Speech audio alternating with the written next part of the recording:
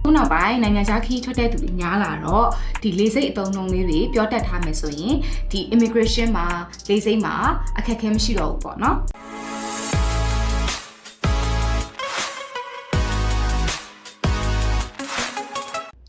ဆိုတော့လေးစိတ်ရောက်ပြီဆိုတာနဲ့ကိုကနိုင်ငံခြားကိုခီးထွက်တဲ့သူဆိုရင် departure ဆိုတဲ့ sign ဖို့အတိုင်းသွားရမှာဖြစ်ပါတယ် departure ကဒီမှာထွက်ခွာမှုဒီလိုမျိုးပြောတာဖြစ်ပါတယ်အဲ့တော့check in ပထမဆုံးဝင်ရတယ်ပေါ့နော် check in counter မှာပထမဆုံးဝင်ရတယ် check in counter ကဘာလုပ်ပြီးလဲဆိုတော့ကိုတည်လာတဲ့အဝတ်စားအိတ်တွေကို weight ချိန်ကြည့်တယ်ပြီးရင်ကိုလင်းလက်မှတ်ထုတ်ပြီးတယ်ပေါ့နော်ဘယ်ခေတ်ကနေလင်းစီးရမယ်ခိုးရဲ့ခုံနံပါတ်ကဘယ်လောက်ပါဆိုပြီးတော့ဒါလေးတွေထုတ်ပေးတယ်အဲ့ဒီမှာညာတော့အဖြစ်ရတော့သူတို့ counter ကိုရောက်တာနဲ့ကိုက passport နဲ့လေရင်လက်မှတ်ဝယ်ထားတဲ့ print ထုတ်ထားတဲ့စာရွက်ကိုပြလိုက်ရင်ရပြီပေါ့နော်ဒါပေမဲ့သူတို့ဘက်ကစကားပြောနိုင်တာလည်းရှိပါတယ်အဲ့ခါကျရင် May I see your passport please May I see your passport please မင်းရဲ့ passport လေးများကြည့်ခွင့်ရမလားအမို့ May I see your ticket please May I see your ticket please May I plus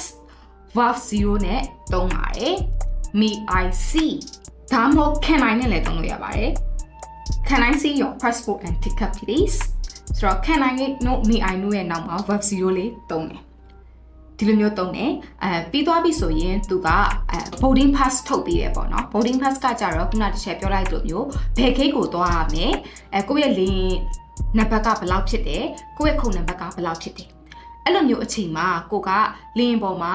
ဒီ window seat ထိုင်ချင်တယ်ပေါ့နော်အဲ့ထိုင်ကုန်ကပရင်ပေါက်ဘေးကတက်ရက်ခုံမှာထိုင်ချင်တယ်ပရင်ပေါက်ကနေတိတ်နေကြည့်ချင်တယ်ဆိုရင် Can I get the window seat please ဒါမှမဟုတ် May I get the window seat please ခုန Can I တို့ May I တို့ ਨੇ အတုံးနှုံးနဲ့အတူတူပဲဒီလိုမျိုးလေးတောင်းဆိုလို့ရပါတယ်ပရင်ပေါက်ဘေးခုံလေးများရှားနိုင်မလားဒီလိုမျိုးတောင်းဆိုလို့ရတယ်အဲ့မှာသူကဒီ ticket ထွက်လာပြီဆိုရင် Here is your boarding pass Here is your boarding pass ဒီမှာမင်းရဲ့ boarding pass ပါ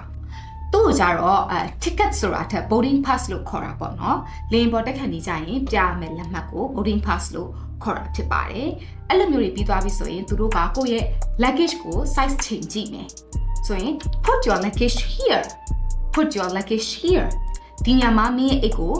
တင်လိုက်ပါဒီလိုမျိုးပြောတာပေါ့နော်ဆိုတော့အဲ့ဒါကကြတော့ထူးထူးထူးထူးဟိုအမှန်ကတော့အဲ့ဒီကောင်တာမှာညာတော့အဖြစ်စကားအများကြီးပြောရတာမရှိဘူးကိုက passport ပေးလိုက်ပြီဆိုတာနဲ့သူတို့ကအမှုအရာတွေနဲ့ပြသွားတာမျိုးလည်းရှိတယ်ဒါမှမဟုတ်ဝန်ထမ်းရှိရင်ဝန်ထမ်းကကိုယ့်ရဲ့အိတ်ကိုတင်ပေးလိုက်တာမျိုးလည်းရှိတယ်ပေါ့နော်ဆိုတော့ဒီလောက်ပါပဲဒုတိယပိုင်းမှာကျတော့ chair တို့လင်းပေါ်ရောက်သွားပြီဆိုရင်ဘာတွေသုံးရမလဲဆိုတာကို chair တို့ဆက်ပြီးတော့ရှင်းပြပေးပါဦးမယ်